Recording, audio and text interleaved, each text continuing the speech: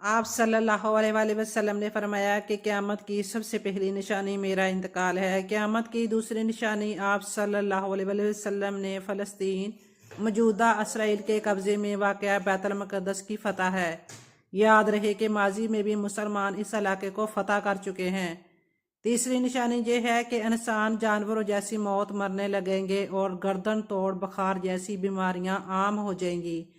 آثار قدیمہ میں سے چوتھا یہ ہے کہ مال کا پھیلاؤ بے پناہ بڑھ جائے گا، جہاں تک کہ کسی شخص کو 100 دینار بھی دیے جائیں گے تب بھی وہ ناراض ہی رہے گا۔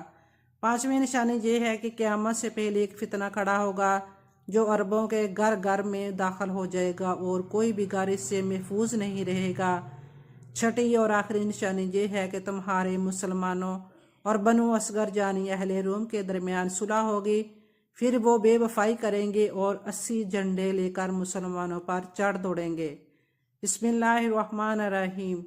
آج سے 1400 سال پہلے حضور نبی کریم صلی اللہ علیہ وسلم کی ملک شام کے متعلق بتائی ہوئی پیش گوئی پوری ہو گئی۔ ملک شام میں کون سی قیامت کی نشانیاں پوری ہو چکی ہیں؟ شام کے حوالے سے نبی کریم صلی اللہ علیہ وسلم کی کیا پیش گوئیاں ہیں، یہی ہماری آج کی ویڈیو کا موضوع ہوگا۔ اور آج ہم آپ کو یہ بھی بتائیں گے یہودی شام پر کیسے قابض ہوں گے اور شام قیامت سے پہلے کس طرح دنیا بھر کی توجہ حاصل کرے گا اور شام کی تباہی سے پوری امت مسلمہ پر کیا اثر پڑے گا۔ ناظرین، ملک شام انبیاء کرام علیہ السلام کی سرزمین دنیاوی ہر لحاظ سے، اور یہ ملک دینی اور دنیاوی ہر لحاظ سے بڑی اہمیت رکھتا ہے۔ اس کا موجودہ سرکاری نام الجمہوریہ العربیہ السوریہ ہے۔ حضور نبی کریم صلی اللہ علیہ وسلم نے اپنی ظاہری زندگی ہی میں ملک و شام کے فتح ہونے کی بشارت دے دی تھی کہ ان قریب شام فتح ہو جائے گا۔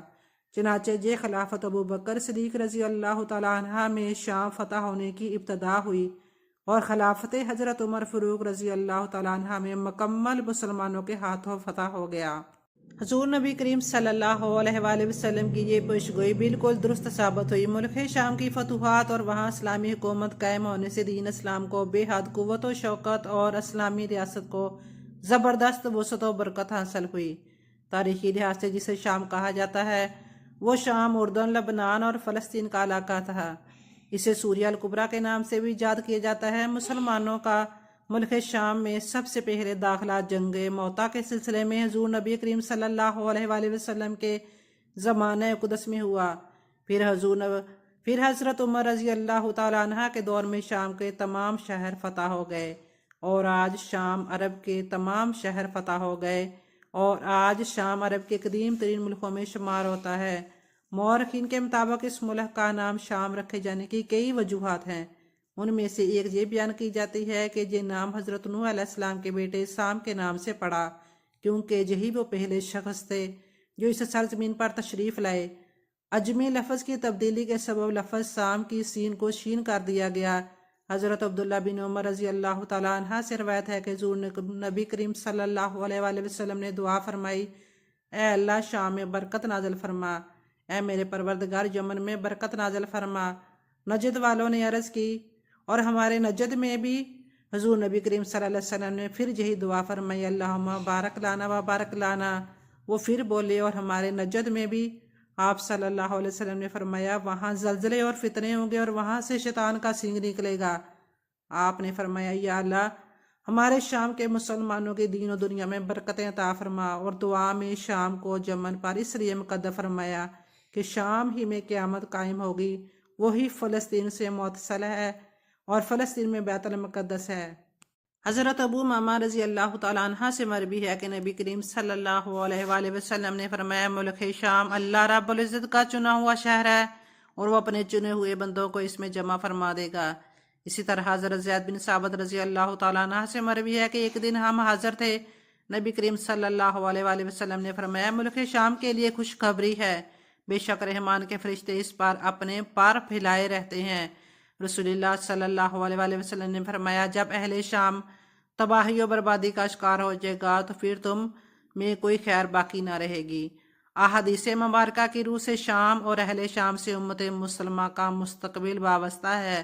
اگر ملک شام ایسے ہی برباد ہوتا رہا تو پوری امت مسلمہ کی بھی خیر نہیں۔ یہ نبی کریم صلی اللہ علیہ وسلم کی پیش گوئی ہے۔ जिसे यकीनन पूरा होना है। अभी तक तकरीबन 90% शाम बर्बाद हो चुका है। 5 से 6 साल खून रेजी में लाखों की तादाद में बूढ़े बच्चे जवान शहीद हो चुके हैं। मुल्क की सरहदों पर कई शामी जिंदगी की भीख मांग रहे हैं। लातादाद जख्मी और मजूर हो चुके हैं। शाम मुकम्मल तबाही के बाद अब नज़ा की हालत में है। शाम की मौजूदा सूरत हाल से यकीनन आप वाकिफ होंगे। शाम के अंदर खाना जंगी अरूज पर है। कई शामी रोज़ दाई अजल को लब्बैक कह रहे हैं। नाजरीन, इस हिसाब से अरब ममालिक के सुनहरी दौर के खात्मा की अहम वजह मुल्क शाम के मौजूदा हालात हैं। नबी करीम सल्लल्लाहु अलैहि वसल्लम की एक और पेश गोई और अलामत ज़ाहिर हो रही है या हो चुकी है। याद रखें कि मुल्क शाम के मुताबिक इसराइल, रूस, ईरान और अमेरिका जो भी झूठे बहाने बनाए, लेकिन इन सब का असल हदफ जजीरतुल अरब है, क्योंकि कफ़ार यहूदी नसारी का अकीदा है कि दज्जाल मसीहा है। इस वजह से वो लोग दज्जाल के इंतजाम मुकम्मल कर रहे हैं, जिसके लिए अरब ममालिक में अदम इस्तेहकाम पैदा करना है, क्योंकि मुल्क शाम पर यहूदी नसारी कब्जा करना चाहते हैं और ये होकर रहेगा। हज़रत इमाम मेहदी अलैहिस्सलाम के ज़हूर से पहले ऐसा होना ज़रूरी है। यह हुज़ूर नबी करीम सल्लल्लाहु अलैहि वसल्लम की अहादीस से साबित है। आखिरी ज़माने में जब मुसलमान हर तरफ से मगलूब हो जाएंगे, मसलसल जंगें होंगी, शाम में भी यहूदियों और ईसाइयों की हुकूमत कायम हो जाएगी। सऊदी अरब, मिस्र, तुर्की भी बाकी ना रहेगा। हर जगह कफ़ार के मजालम बढ़ जाएंगे। उम्मत आपस में खाना जंगी का शिकार रहेगी। अरब खलीजी ममालिक, सऊदी अरब वगैरह में भी मुसलमानों की बाकायदा पुरशौकत हुकूमत नहीं रहेगी। खैबर सऊदी अरब का छोटा सा शहर है। मदीना से तकरीबन 170 किलोमीटर के फासले पर है। वहां तक यहूदी नसारी पहुंच जाएंगे और उस जगह तक इनकी हुकूमत कायम हो जाएगी। मुसलमान मदीना मुनव्वरा पहुंच जाएंगे। उस वक्त हज़रत इमाम मेहदी अलैहिस्सलाम मदीना मुनव्वरा में होंगे। दूसरी तरफ तिबरिया, दरियाए तिबरिया भी तेजी से खुश्क हो जाएगा। हज़रत हुरैरा रज़ी अल्लाह तआला अन्हु से रवायत है कि रसूलुल्लाह सल्लल्लाहु अलैहि वसल्लम ने फरमाया, क़यामत उस वक़्त कायम नहीं होगी जब तक दरियाए फ़रात से सोने का पहाड़ ना निकल आए, जिस पर लड़ाई होगी और हर 100 में से 99 आदमी मारे जाएंगे। उनमें से हर एक ये सोचेगा कि शायद मैं बच जाऊं। एक और रवायत में है कि करीब है कि दरियाए फ़रात खुश्क होकर सोने के खजाने को ज़ाहिर कर दे, लिहाजा जो शख्स उस वक़्त मौजूद हो उसमें से कुछ भी ना ले। अभी दरियाए तिबरिया खुश्क हो रहा है। जानी निशानी भी पूरी हो रही है जो इमाम मेहदी अलैहिस्सलाम के ज़हूर से कबल पूरी होगी। इसलिए जब मशरिक़ वस्ता के हालात को, खुसूसन मुसलमानों और सारी दुनिया के हालात को देखा जाता है तो साफ नज़र आता है कि दुनिया हौलनाकियों की जानब बढ़ रही है और रसूलुल्लाह सल्लल्लाहु अलैहि वसल्लम की पेशगोइयाँ पूरी हो रही हैं। दूसरी तरफ गज़वा हिंद की तरफ अगर देखा जाए तो हज़रत हुरैरा रज़ी अल्लाह तआला अन्हु से रवायत है कि रसूलुल्लाह सल्लल्लाहु अलैहि वसल्लम ने इरशाद फरमाया, मेरी कौम का एक लश्कर वक़्त आखिरत में हिंद पर चढ़ाई करेगा और अल्लाह उस लश्कर को फ़तह नसीब करेगा जहाँ तक कि वो हिंद के हुक्मरानों को बेड़ियों में जकड़ कर लेंगे। अल्लाह ताला इस लश्कर के तमाम गुनाह माफ़ कर देंगे और फिर वो लश्कर वापस रुख करेगा और शाम में मौजूद ईसा इब्ने मरियम के साथ जाकर मिल जाएगा। हज़रत अबू हुरैरा रज़ी अल्लाह तआला अन्हु ने फरमाया, और मैं उस वक़्त तक ज़िंदा रहा तो मैं अपना सब कुछ बेच कर भी इस लश्कर का हिस्सा बनूंगा और फिर जब अल्लाह हमें फ़तह नसीब करेगा तो मैं जानी अबू हुरैरा जहन्नम की आग से आज़ाद कहलाऊंगा। फिर जब मैं शाम पहुंचूंगा तो हज़रत ईसा इब्ने मरियम अलैहिस्सलाम को तलाश करके उन्हें बताऊंगा कि मैं मोहम्मद सल्लल्लाहु अलैहि वसल्लम का साथी रहा हूँ। रसूल पाक सल्लल्लाहु अलैहि वसल्लम ने सुनकर तबस्सुम फरमाया और कहा, बहुत मुश्किल नज़र आने वाले अदवार बड़े पुरफितना नज़र आते हैं।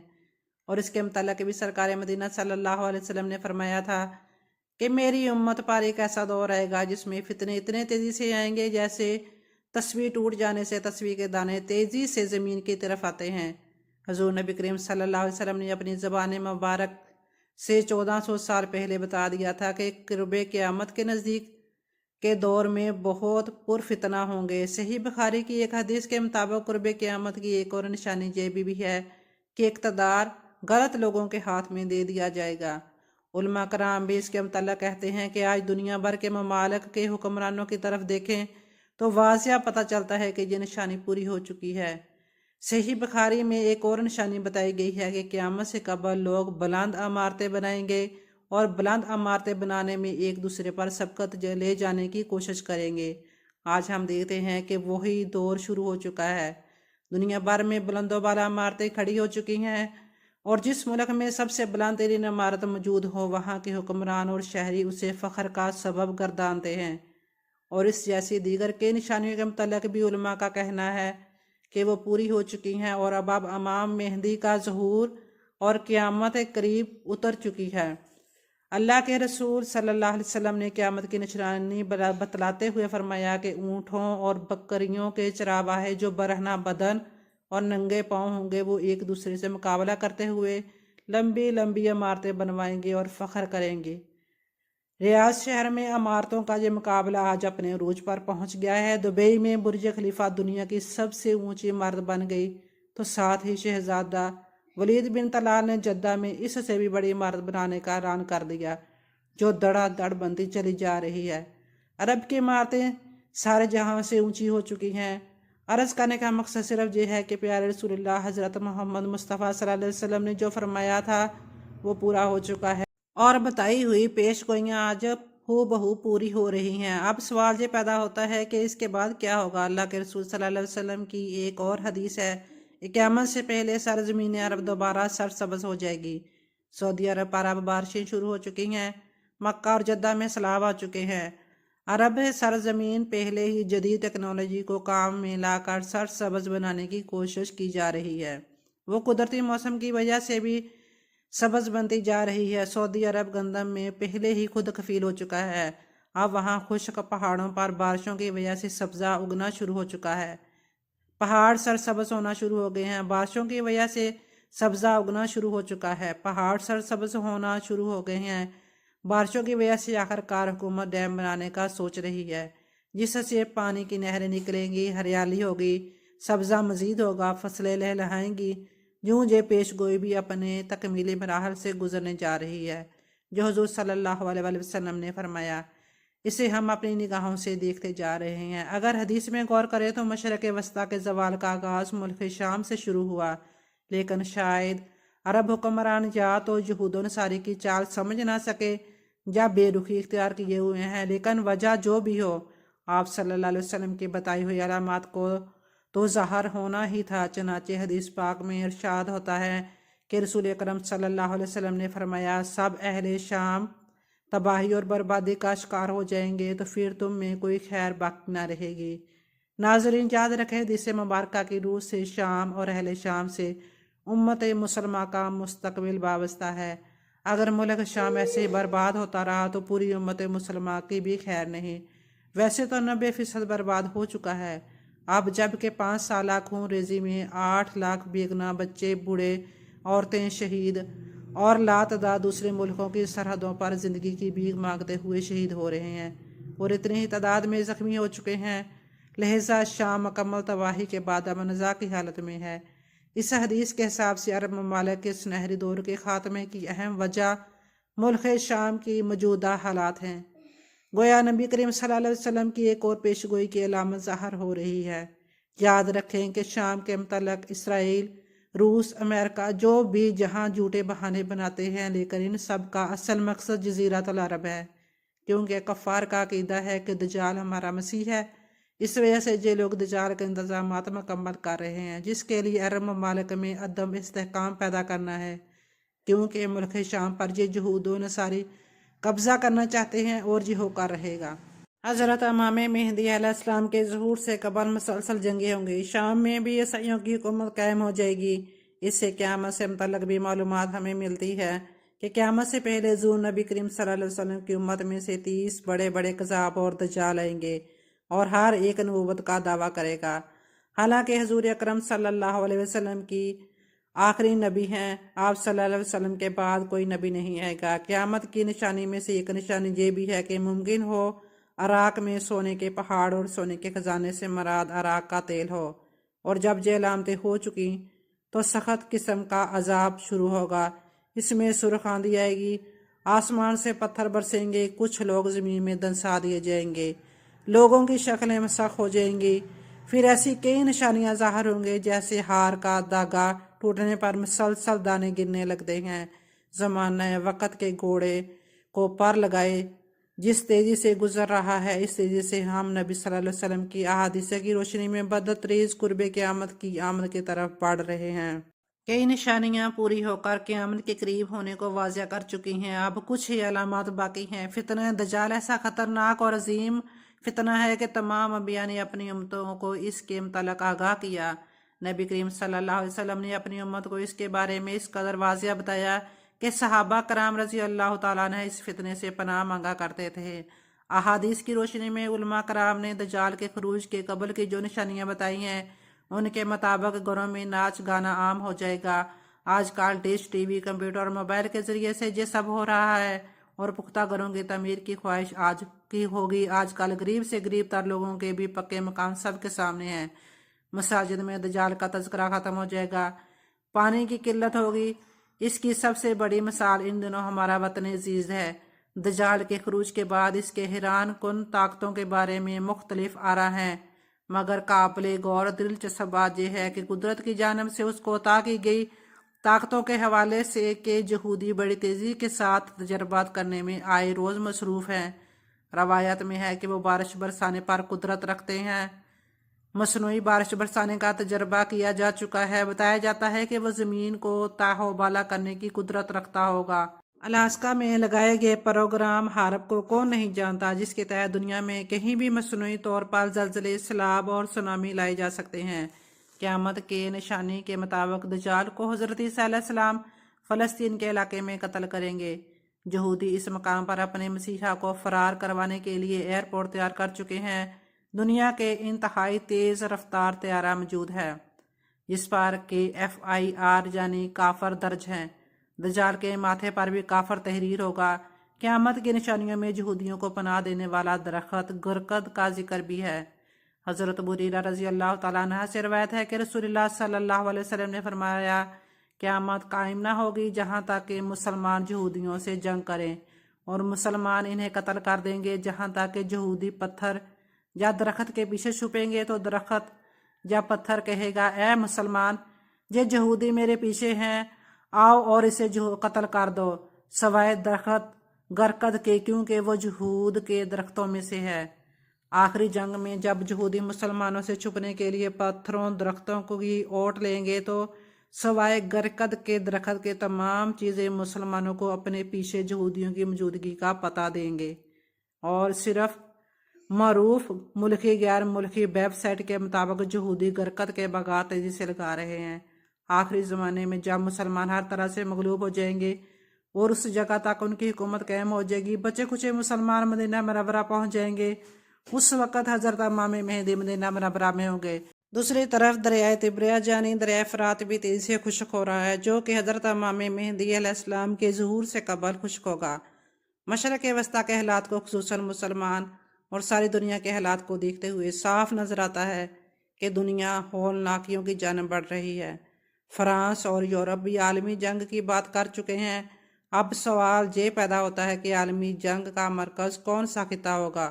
واضح نظر آ رہا ہے مشرق وسطیٰ ہی میں متوقع ہے، جہاں بھی ہندوستان اور پاکستان کی بڑھتی ہوئی رنجشیں اور کشمکش میں سے لگتا ہے کہ حالات غزوۂ ہند کی طرف رخ کر رہے ہیں، کیونکہ حضرت ابو ہریرہ رضی اللہ تعالیٰ عنہ سے روایت ہے کہ رسول اکرم صلی اللہ علیہ وسلم نے ارشاد فرمایا، میری قوم کا ایک لشکر وقت آخرت کے نزدیک ہند پر چڑھائی کرے گا اور اللہ اس لشکر کو فتح نصیب کرے گا، جہاں تک کہ ہند کے حکمرانوں کو بیڑیوں میں جکڑ کر لائیں گے، اللہ اس لشکر کے تمام گناہ معاف کر دے گا۔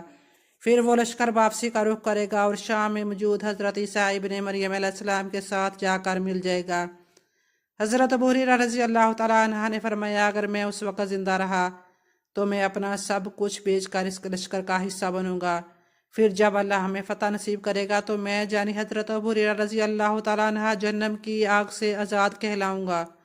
پھر جب میں شام پہنچوں گا تو عیسیٰ ابن مریم علیہ السلام کی تلاش کر کے انہیں بتاؤں گا کہ میں محمد صلی اللہ علیہ وآلہ وسلم کا ساتھی ہوں۔ رسول پاک صلی اللہ علیہ وسلم نے تبسم فرماتے ہوئے ارشاد فرمایا، بہت مشکل آنے والے ادوار بڑے پرفتنہ نظر آتے ہیں، اور اس کے متعلق بھی نبی کریم صلی اللہ علیہ وسلم نے فرمایا تھا کہ امت پر ایک ایسا دور آئے گا جس میں فتنے اتنے تیزی سے آئیں گے کہ جیسے دھاگا ٹوٹ جانے سے تسبیح کے دانے تیزی سے زمین کی طرف آتے ہیں۔ لہذا اپنی نسلوں کی ابھی سے تربیت اور ایمان کی فکر فرمائیے۔ موبائل کا بے جا استعمال نہ کریں، رات کو دیر تک نہ جاگیں، فیشن اور جہودی انداز اپنانے سے نمازوں کا ترک کرنے سے رک جائیں، ورنہ آزمائش کا مقابلہ دشوار ہوگا۔ رسول کریم صلی اللہ علیہ وآلہ وسلم کے فرامین کی روشنی میں قطعی قیامت قائم ہونے میں تقریباً 250 صدیاں باقی ہیں۔ البتہ دور قیامت کا آغاز ہو چکا ہے۔ جنگ و جدل اور مختلف طاقتوں کے مابین کھینچا تانی کا سلسلہ جاری ہے۔ حق و باطل کی ان معرکہ ریوں میں خون انسانی ارزا ہوگا۔ نبی برحق صلی اللہ علیہ وسلم نے سب کچھ افشاں کر دیا، 1400 سال پہلے باخبر کر دیا۔ بادشاہ مسلمانوں نے اگر ہوش کے ناخن نہ لیے تو انجام انتہائی ہیبتناک ہوگا۔ دیگر مذاہب کے ماننے والے تو سب تیاری کی حالت میں ہیں، یہودی دجال کا انتظار کر رہے ہیں، مسیحی اپنی طرف سے تیار ہیں۔ جناب حضرت عیسیٰ علیہ السلام کا پھر سے ظہور ہوگا۔ عصر کا وقت ہوگا، دمشق کی مسجد انواع میں لوگ نماز کی تیاری میں مصروف ہوں گے اور وہ مسجد کے مینار سے ہوتے ہوئے اتریں گے کہ 2 فرشتوں کے کاندھوں پر ہاتھ لگائے ہوئے ہوں گے۔ تازہ کیے ہوئے وضو کے ساتھ پانی قطروں کی شکل میں ان کے بازو سے ٹپکے گا۔ امام مہدی علیہ السلام کی امامت وہ نماز ادا کریں گے اور ان کی تدبیح میں بہت سے مسیح لوگ مسلمانوں کے ساتھ ملیں گے، جہاں تک کہ حضور صلی اللہ علیہ وسلم کے فرمائے ہوئے فرمودات پر مسلمانوں کا ایمان ہے۔ مگر ناظرین، ذرا ٹھہریے، اللہ کے آخری نبی آخر الزمان حضرت محمد مصطفیٰ صلی اللہ علیہ وآلہ وسلم نے تو یہ بھی فرمایا تھا کہ میرا وہ بیٹا مہدی جس کی امامت میں جناب حضرت عیسیٰ علیہ السلام جیسا بلند مرتبہ نماز ادا کرنے پر فخر کریں گے۔ امام مہدی کے زور پر سب سے پہلے خود مسلمان ہی کا ایک لشکر مخاصمت میں چڑھ دوڑے گا۔ وہ اللہ کے حکم سے زمین بوس ہو جائے گا، مگر کلیجہ کٹ جاتا ہے۔ یہ سن کر کہ یا مسلمانوں کو بھی کبھی عقل سلیم عطا بھی ہوگی کہ نہیں، یا ہم اللہ رسول سے دشمنی کرتے رہیں گے۔ جن یہودیوں سے دعوت ہے وہ تو اپنے ہاں سب سے اعلیٰ مذہبی مقام اپنے نبی جناب ہارون علیہ السلام کی آل کے لیے مختص کر رکھا ہے، کسی اور کو اپنے منصب پر فائز ہی ہونے نہیں دیتے۔ تو پھر ہم مسلمانوں کو یہ شعور کیوں حاصل نہیں، جبکہ ہمارے نبی صلی اللہ علیہ وسلم کی آل پاک کو سرفرازیاں تو خود اللہ رب العزت نے عطا فرمائی ہے۔ بد نصیبی کے ہم اپنے رسول اللہ صلی اللہ علیہ وسلم کے فرامین سے روگردانی کے مرتکب تو ہوتے ہی ہیں، اللہ رب العزت کے احکامات اور حکمتوں کے بھی عملہ انکاری ہیں۔ حضور صلی اللہ علیہ وسلم نے ارشاد فرمایا، قریب ایک وقت آئے گا جب دوسری قومیں اکٹھی ہو کر تم پر ٹوٹ پڑیں گی، جس طرح کھانے والے دسترخوان پر ٹوٹ پڑتے ہیں۔ کسی نے پوچھا، کیا ہم اس وقت قلیل تعداد میں ہوں گے؟ آپ صلی اللہ علیہ وسلم نے فرمایا، نہیں، تمہاری تعداد تو بہت زیادہ ہوگی، لیکن تم سیلاب کے اوپر بہنے والے خس و خاشاک کی مانند ہوگے۔ اللہ تمہارے دشمنوں کے سینے سے تمہارا رعب چھین لے گا اور تمہارے دلوں میں وہن ڈال دے گا۔ پوچھا گیا، اللہ کے رسول صلی اللہ علیہ وسلم، یہ وہن کیا ہے؟ آپ صلی اللہ علیہ وسلم نے فرمایا، دنیا کی محبت اور موت یعنی شہادت سے نفرت۔ ایک صالحہ معاشرہ کی علامت مسجدوں کا آباد ہونا اور حکام مملکت سے لے کر ادنیٰ چپڑاسی تک مسجد سے تعلق رکھنا ہے۔ اس تعلق میں جہاں کمی آئے گی وہاں اللہ کی رحمت دور ہوتی چلی جائے گی۔ نبی صلی اللہ علیہ وسلم نے مدینہ میں جو معاشرہ قائم کیا تھا، اس کی بنیاد مہاجرین اور انصار کے درمیان اخوت، محبت اور جگانگت پر رکھی گئی تھی۔ مہاجر اور انصار کے دونوں موضع لقب اپنے اپنے اوصاف حمیدہ کی بنا پر وحی الہی میں جگہ پا گئے۔